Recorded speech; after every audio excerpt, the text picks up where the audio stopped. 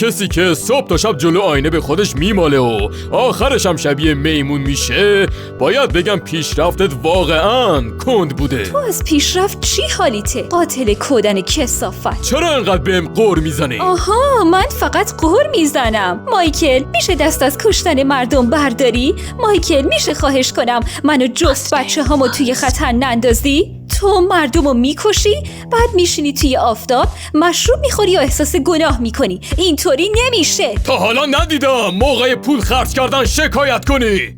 به تعادل برس مایکل. تعادل نداری. چطوره تو منو به تعادل برسونی؟ تو عجب حیوان کثیفی هستی، حیوان وحشی. آره راست میگی، من وحشیم. باید سالها پیش مینداختمت زندون، احمق کثافت.